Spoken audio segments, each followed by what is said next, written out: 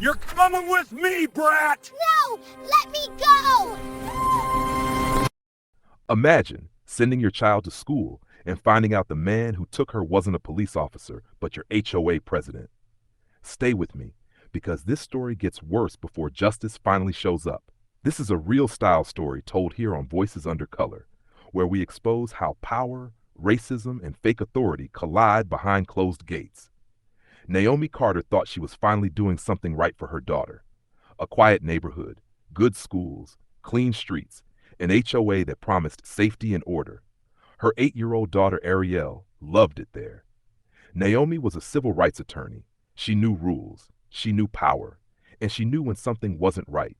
The first HOA notice came 3 days after moving in. Unapproved window curtains. Fine, $300. Naomi checked the bylaws. The rule didn't exist. She replied calmly, professionally, with receipts. That's when Caleb Whitmore showed up. HOA president, self-appointed community safety officer. White, mid-50s, uniform, badge, patrol SUV, too confident for someone with no real authority. People like things done a certain way around here, he said. Naomi replied, so do courts. That's when his smile disappeared. The fines kept coming.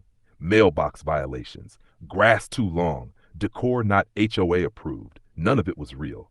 Naomi documented everything, emails, doorbell footage, and when Whitmore realized he couldn't scare her with paperwork, he changed tactics.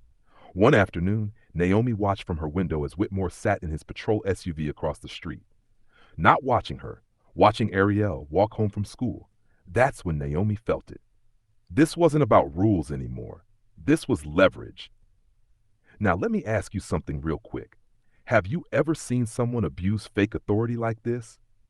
Drop where you're watching from in the comments. And if you believe power should never be used to threaten families, like and subscribe to Voices Under Color, because stories like this happen more than you think.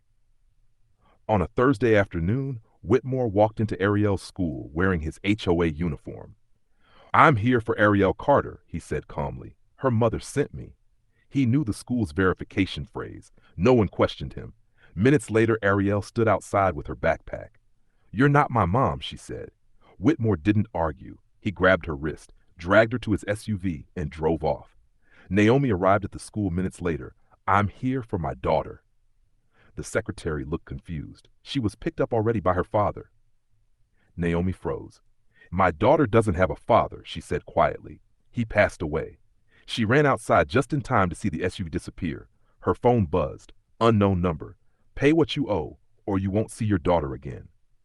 Naomi didn't scream. She didn't panic. She called 911. This is Naomi Carter, she said. My daughter has been kidnapped. I know exactly who did it. Police moved fast. School footage, HOA records, license plate readers. Whitmore was found within hours. Ariel was locked inside a converted storage room behind the HOA office, alive, terrified, waiting. Whitmore was arrested on the spot. Kidnapping, extortion, impersonating law enforcement, child endangerment. But here's the part he didn't see coming. Every fake fine, every threat, every email. Naomi had already preserved it. The case went federal, and Whitmore sat in court realizing something too late. The woman he tried to break was the same woman who knew exactly how to dismantle him. He was sentenced to 25 years in prison. The HOA collapsed, residents were reimbursed. The badge was exposed for what it was, a costume. That night, Ariel asked one question. Mom, he can't hurt anyone else now, right? Naomi held her close.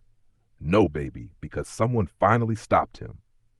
If this story made you uncomfortable, that's the point, because racism doesn't always shout. Sometimes it hides behind rules, badges, and gated communities. Subscribe to Voices Under Color, because silence protects abusers, and stories expose them.